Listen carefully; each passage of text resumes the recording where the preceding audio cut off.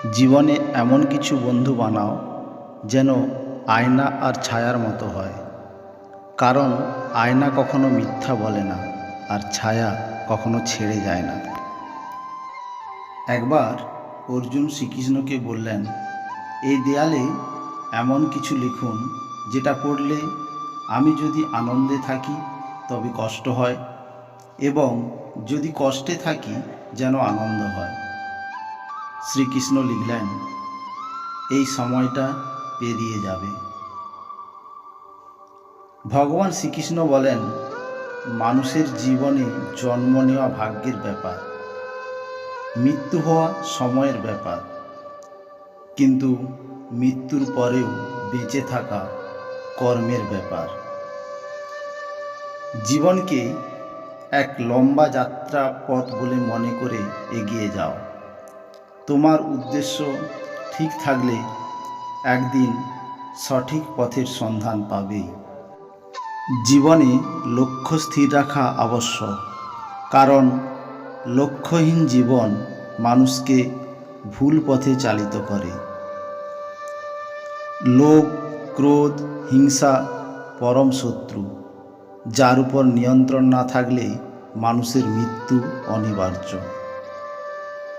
ইন্দ্রিয় থেকে প্রাপ্ত আনন্দ প্রথমে অমৃতের মতো মনে হলেও শেষ পর্যন্ত এটি বিষের ন্যায় ক্ষতিকারক হয়ে ওঠে, যা কেবল মানুষের জীবনকে পাপে পরিপূর্ণ করে। মানুষের কামনা ও বাসনাই হল প্রভূত দুঃখের প্রধান কারণ।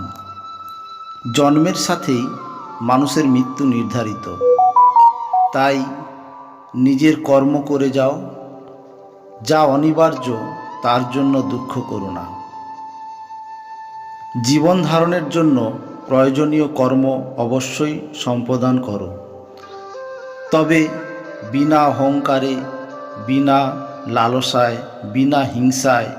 কারণ সঠিক কর্ম করা উচিত ভালোবাসা, সহানুভূতি, নম্রতা ও ভক্তির সাথে।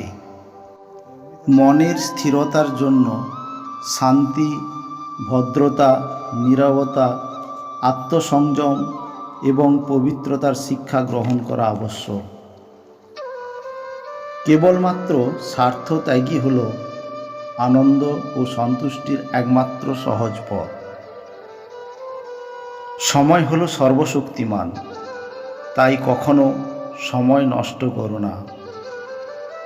ভগবান শ্রীকৃষ্ণ বলেছেন, জড় বস্তুগত সুখ সর্বদা ক্ষণস্থায়ী।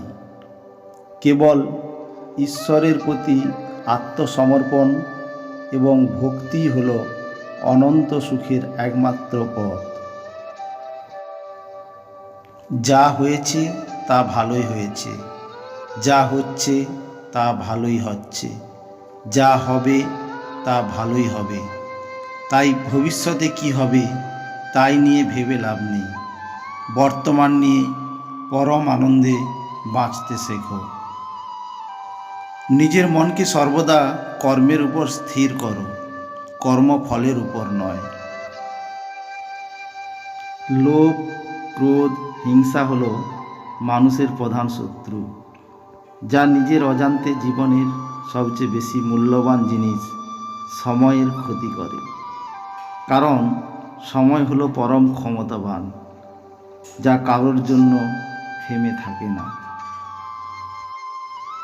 জীবনে অমরত্ব পেতে সম্মান অর্জন করতে শেখো, কারণ জীবন ক্ষণস্থায়ী, কিন্তু ব্যক্তির অর্জিত সম্মান চিরস্থায়ী।